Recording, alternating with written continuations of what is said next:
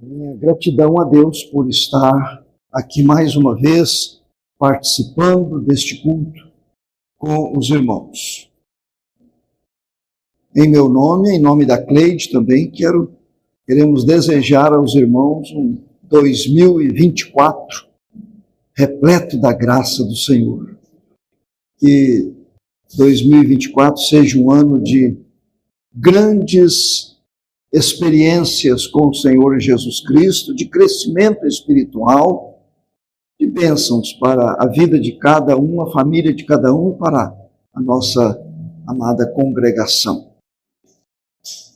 Agradeço nosso irmão licenciado Dionísio por, mais uma vez, me dar este privilégio de usar este púlpito. Espero que Deus, mais uma vez, fale conosco. Vamos abrir a palavra de Deus em Atos dos Apóstolos, capítulo 4. Eu desejo ler de 1 a 22, mas vamos relembrar o que aconteceu aí no capítulo 3. Não precisamos ler para que nós entendamos aí o que aconteceu conforme o registro do capítulo 4.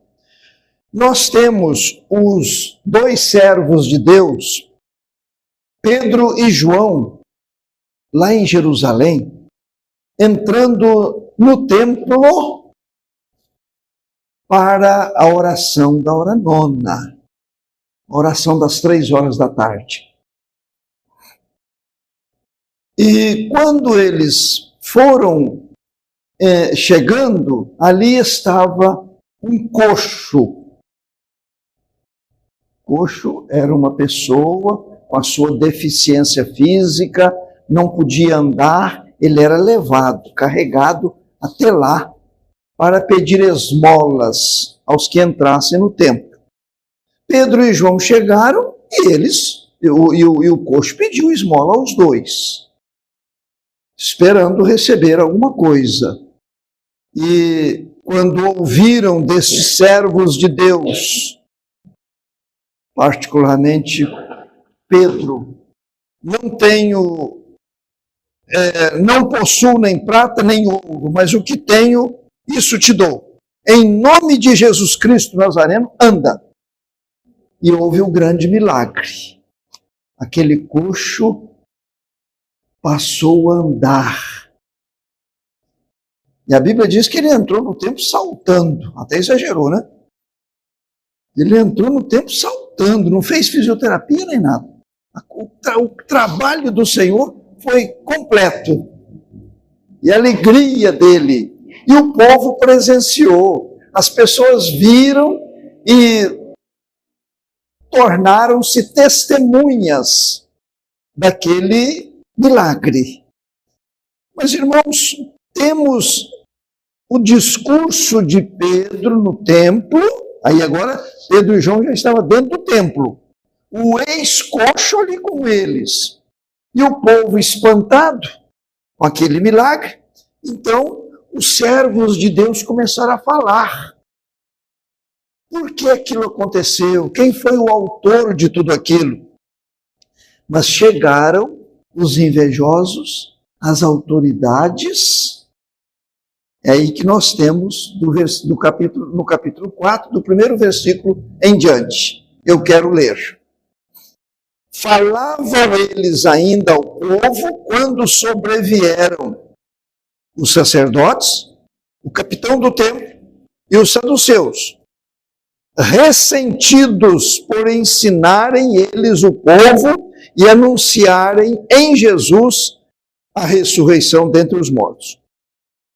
E os prenderam, recolhendo-os ao cárcere até o dia seguinte, pois já era tarde. Então os dois foram presos. Muitos, porém, dos que ouviram a palavra, a aceitaram, subindo o número de homens a quase 5.000. No dia seguinte, reuniram-se em Jerusalém as autoridades, os anciãos e os escribas, com o sumo sacerdote Anás, Caifás, João, Alexandre e todos os que eram da linhagem do sumo sacerdote. E pondo-os perante eles, os arguíram: com que poder ou em nome de quem fizestes isso? Então Pedro, cheio do Espírito Santo, lhes disse: autoridades do povo e anciãos, visto que hoje somos interrogados a propósito do benefício feito a um homem enfermo e do modo por que foi curado, tomai conhecimento, vós todos e todo o povo de Israel, de que em nome de Jesus Cristo Nazareno, a quem vós crucificastes e a quem Deus ressuscitou dentre os mortos, sim, em seu nome é que este está curado perante vós. Este Jesus é pedra rejeitada por vós, os construtores, a qual se tornou a pedra angular. E não há salvação em nenhum outro, porque abaixo do céu não existe nenhum outro nome dado entre os homens pelo qual importa que sejamos salvos. Ao verem a intrepidez de Pedro e João, sabendo que eram homens iletrados e incultos, admiraram-se e reconheceram que haviam eles estado com Jesus. Vendo com eles o homem que fora curado, nada tinham que dizer em contrário. Mandando-o sair do sinédrio, consultavam entre si, dizendo: que faremos com estes homens? Pois, na verdade, é manifesto a todos os habitantes de Jerusalém que um sinal notório foi feito por eles, e não o podemos negar. Mas, para que não haja maior divulgação entre o povo, ameacemo-los para não mais falarem neste nome a quem quer que seja. Chamando-os, ordenaram-lhes que absolutamente não falassem, nem ensinassem em o nome de Jesus. Mas Pedro e João lhes responderam: julgai se é justo diante de Deus ouvir-vos antes a vós outros do que a Deus, pois nós não podemos deixar de falar das coisas que vimos e ouvimos. Depois, ameaçando-os mais ainda, os soltaram, não tendo achado como os castigar por causa do povo, porque todos glorificavam a Deus pelo que acontecera. Ora, tinha mais de 40 anos aquele em quem se operara essa cura milagrosa. Meus irmãos,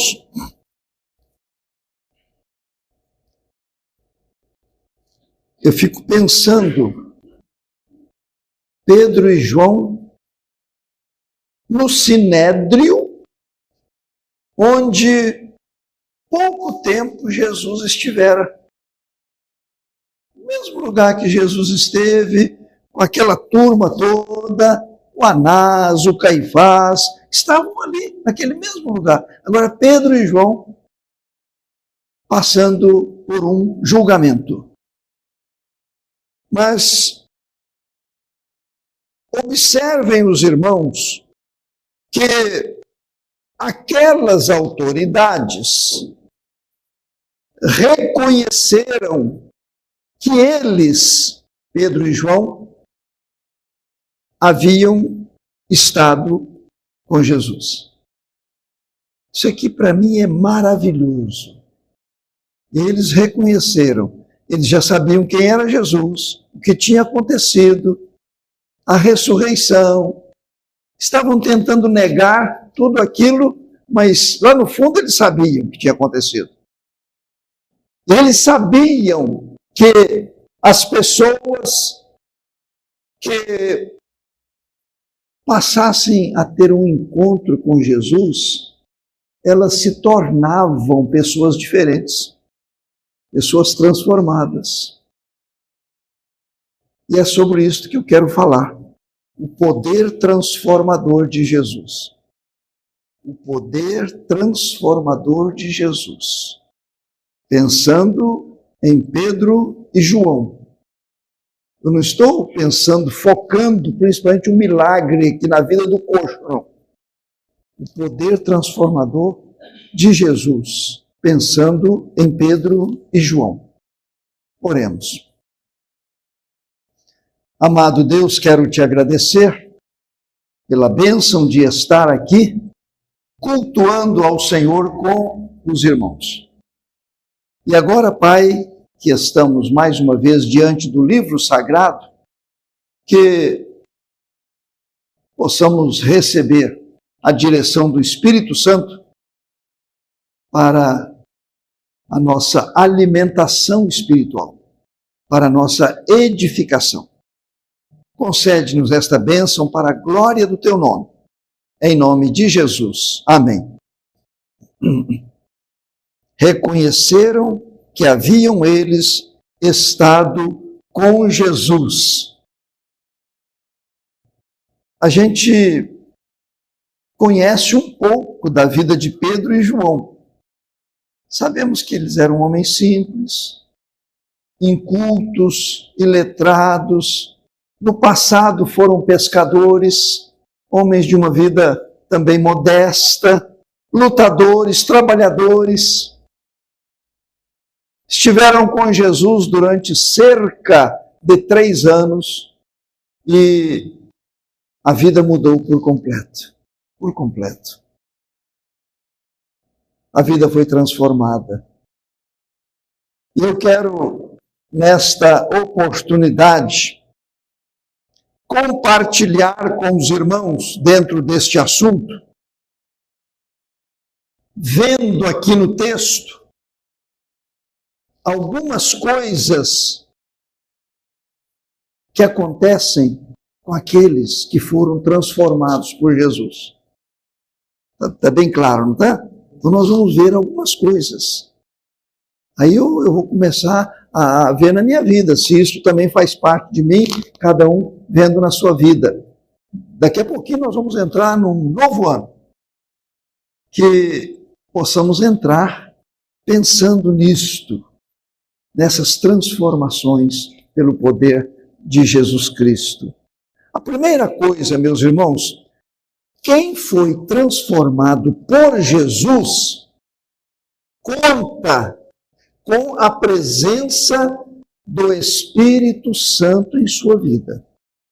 Primeira coisa, eu não poderia deixar de começar, de iniciar com esta verdade. Quem foi transformado por Jesus conta com a presença do Espírito Santo em sua vida. E ninguém mais. A presença do Espírito é só na vida de quem foi transformado por Jesus Cristo. Ele presente e atuante na vida deste que foi transformado. Vejam no versículo 8. Observem bem. No versículo 8. Então Pedro, cheio do Espírito Santo, lhes disse. Aí continua. Cheio do Espírito Santo. Ele não estava falando dele, por conhecimentos dele. Era o Espírito Santo que estava movendo a boca de Pedro. Era o Espírito Santo que estava trabalhando ali através daquele redimido, transformado pelo Senhor Jesus Cristo. Meus irmãos,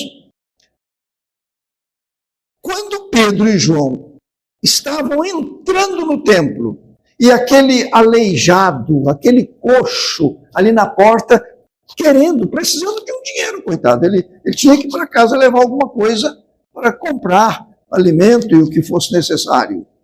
E o Pedro e João olham atentamente para ele, pede que ele também fixe o olhar neles e disse, olha, não temos nem prata, nem ouro, mas isso que temos.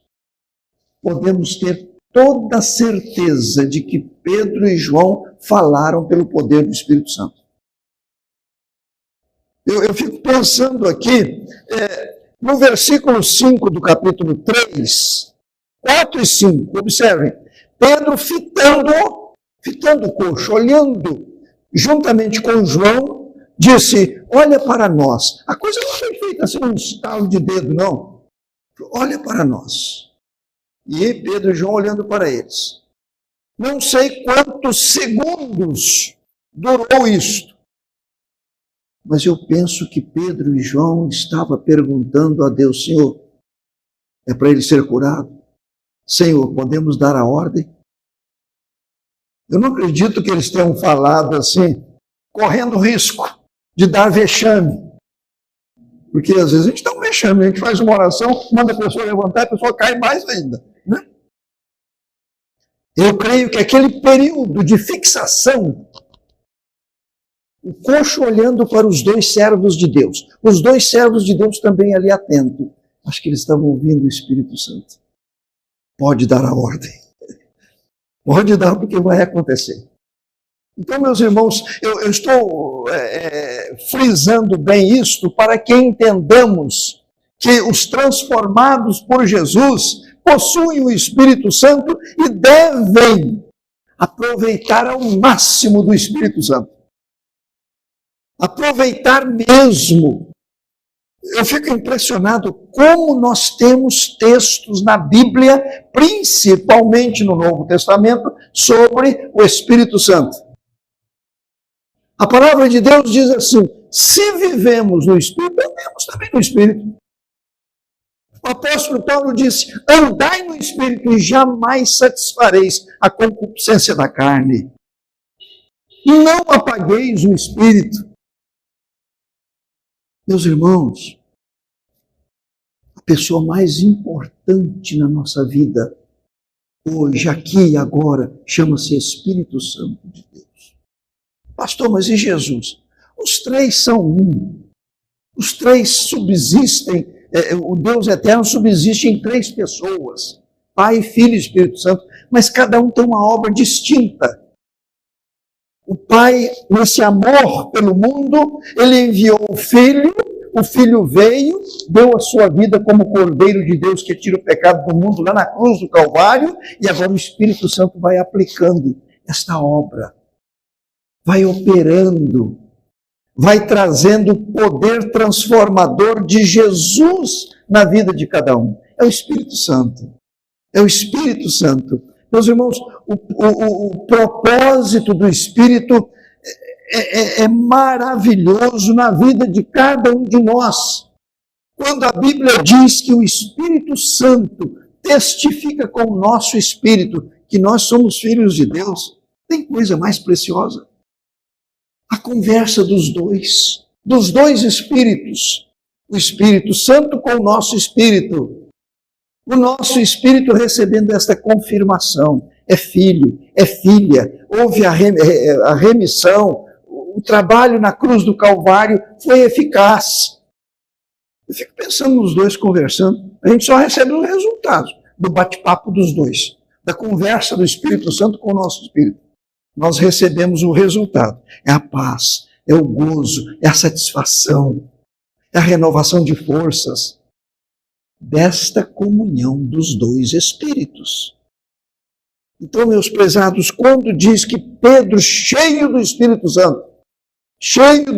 Santo, ele se volta para as autoridades ali do Sinédrio e fala com todo o poder, com toda a unção. Se todos aqui têm certeza de que já houve o poder transformador do Senhor Jesus Cristo em sua vida, então ninguém deve ter dúvida de que o Espírito Santo está presente, atuante e desejando atuar cada vez mais. O poder transformador de Jesus ele traz esta convicção da presença do Espírito Santo em nós. Em segundo lugar, quem foi transformado por Jesus procura enxergar-se a si mesmo. Atentem para isto comigo.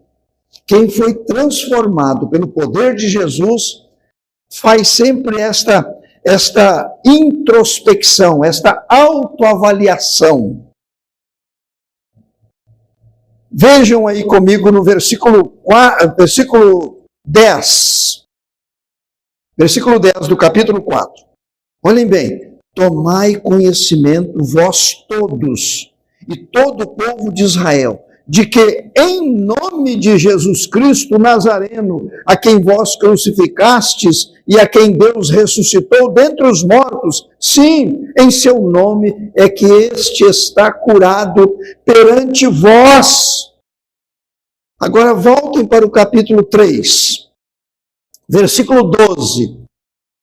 À vista disso, Pedro se dirigiu ao povo dizendo: israelitas, por que vos maravilhais disto? Ou porque fitais os olhos em nós, como se pelo nosso próprio poder ou piedade o tivéssemos feito andar? Entendamos isto, meus irmãos. Eu estou dizendo que quem foi transformado pelo Senhor Jesus Cristo enxerga-se a si mesmo. Não vai se apresentar como tal. Não vai se apresentar como aquele que realiza milagres. Não vai se apresentar como aquele que tem uma oração poderosa. Não. Ele vai sempre nesta honesta autoavaliação, ele vai dizer: foi Jesus, foi o poder do alto, uma manifestação para que não venha glórias para si. Entenderam bem? Então, quem foi transformado pelo poder de Jesus Cristo reconhece a sua pequenez, reconhece que é insuficiente, não tem recursos próprios, não tem. Se alguém vem para mim falar dos meus defeitos, eu falo: é verdade, é meu mesmo, tudo de ruim sou eu. Agora, se alguém vem falar das minhas virtudes, eu falo: não, não é minha, é do Senhor. Se vem falar de algum benefício que recebeu, algum benefício, hoje alguém chegou para mim e falou assim: pastor, o senhor pregou em tal lugar e falou sobre um assunto, pastor, eu estava ouvindo agora esses dias, me edificou muito. Eu falei: glória a Deus por isso, glória a Deus. Só tenho que exaltar a Deus por isso, por esse benefício que você recebeu, porque não saiu de mim, não saiu.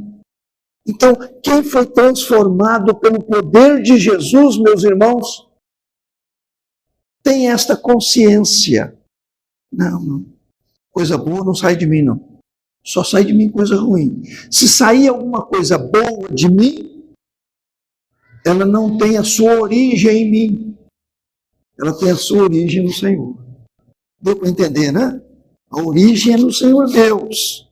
É no Senhor. É só nele. Quando Paulo disse: Cristo Jesus veio ao mundo para salvar os pecadores, dos quais eu sou o principal. Que coisa maravilhosa! No início da minha vida cristã, eu não entendi isso aqui, não. Falei: Paulo estava com essa falsa humildade. Eu já estava julgando o Paulo, né? Dos quais eu sou o principal. Peraí, Paulo, você pode pecar, né? Você se achar o principal. Mas, meus irmãos, o grau de espiritualidade dele era tão profundo, que ele se via como o principal dos pecadores. A pessoa só se enxerga desta maneira se estiver realmente voltada para o Senhor Deus, crendo nele de todo o coração. O Senhor Jesus Cristo disse, quando estavam ali naquela mesa da ceia, né? Falando a respeito do pão, falando a respeito do vinho, ele foi mostrando ali a necessidade, e o Paulo, então, depois, nos orientando, ele fala: examine-se, pois, o homem a si mesmo, e assim coma, e assim beba. Examine-se. Olha, nós não temos muito tempo mais em 2023, mas ainda dá para a gente fazer autoexame. Ainda dá. Não vamos para a cama, não vamos dormir hoje sem este autoexame, não. É necessário para a gente ter um passado apagado e um futuro totalmente renovado. E, em terceiro lugar, quem foi transformado por Jesus tem uma mensagem específica para as pessoas. Eu quero que pensem nisso agora. Quem foi transformado por Jesus tem uma mensagem específica. Específica. Não fica rodeando, não. Uma expressão muito boa. Não fica enchendo linguiça, não. Porque tem gente que fala e não diz nada. Não é mesmo? Fala, é uma tagarela que não tem conteúdo. Então, por isso que eu estou colocando aqui uma mensagem específica. Uma mensagem apropriada, oportuna. Vejam aí os versículos 11 e 12 do capítulo 4. Olhem bem a palavra daquele servo de Deus. Este Jesus é pedra rejeitada por vós, os construtores, a qual se tornou a pedra angular. E não há salvação em nenhum outro, porque abaixo do céu não existe nenhum outro nome dado entre os homens pelo qual importa que sejamos salvos. Não imaginaram? Ele não ficou rodeando, não. Ele apresentou. Então, quem foi transformado por Jesus Cristo tem uma palavra própria, uma palavra real, temperada. Voltem aí para o capítulo 3, os versículos 19 e 20. Arrependei-vos, pois, e convertei-vos, para serem cancelados os vossos pecados, a fim de que da presença do Senhor venham tempos de refrigério, e que envie Ele o Cristo que já vos foi designado, Jesus. Observem, meus irmãos, quando ele fala que não há salvação em nenhum outro, é só Jesus. E ele fala aqui: arrependei-vos e convertei-vos, para serem cancelados os vossos pecados, para que haja tempo de refrigério. Os irmãos estão notando que eles não se estenderam. Eu fico ouvindo certos pregadores, falam, no final, hoje alguém me perguntou se eu entendi o que alguém lá pregou. Eu falei: olha, eu me esforcei, mas quase nada. Então, às vezes as igrejas até se esvaziam, porque não recebem. E aqui o servo do Senhor está mostrando necessidade de arrependimento, necessidade de conversão, necessidade de terem a plena convicção de quem é Jesus Cristo. Quem é Jesus? Meus irmãos, deixa eu fazer uma confissão aqui.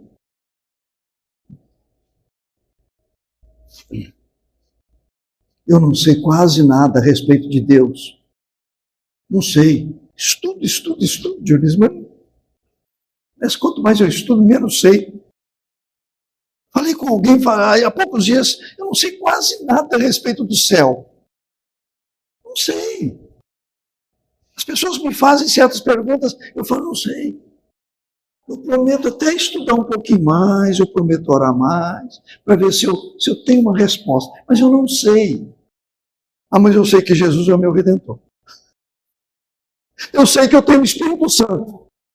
Eu sei que eu vou para o céu. Não entendo muito de lá, não, mas eu sei que é para lá que eu vou. Eu sei que eu vou viver com Deus e com seus anjos. Então, estou notando que o principal eu sei. Então, eu vou falar sobre o principal e deixar aquilo que eu não sei, porque eu vou me meter a um sabichão aí e não vou ter resposta para quase nada. Mas a Cleide, às vezes até ela comenta isso, porque a gente vai conversar, né, Cleide, com alguém, não demora muito, eu pergunto: escuta, como é que está a sua vida com Deus? Como é que está a sua vida com Deus? É isso que me interessa. Eu não vou perguntar em quem ele votou para presidente, não vou perguntar o que ele está achando do atual governo. Meus irmãos, isso não me edifica, não me traz nada. Mas eu quero saber como é que está com Deus. Como é que está com o Senhor Deus? Então, nós temos que ser objetivos na nossa palavra. Vamos conversar, não vamos ser antipáticos, não, porque tem crente chato e antipático. Eu luto muito para ter uma dose de simpatia. Tem uns que a gente não gosta nem de ouvir. Tem pregadores que, olha, eu mantenho distância. Não acrescenta nada. Mas tem gente que não tem cultura, não tem diplomas na parede, não tem... Mas, meus irmãos, a hora que abre a boca, edifica o coração. A hora que vai falar de Jesus Cristo, pronto. Completa a obra, a gente sai dali edificado. Que bom que eu parei com fulano lá na rua. A palavra dele me trouxe só benefício. Só benefício. Porque a gente que sabe falar, sabe o que apresentar. Então, esta mensagem específica, nós precisamos pedir a Deus. O João Batista não ficou tagarelando, não, quando ele veio. Ele disse, arrependei-vos e crede no Evangelho. O Senhor Jesus Cristo, quando começou a pregação, ele disse, arrependei-vos. É chegado a vós o reino de Deus. Então, são palavras curtas, mas que todo mundo entende. Quem foi transformado sabe da necessidade do outro.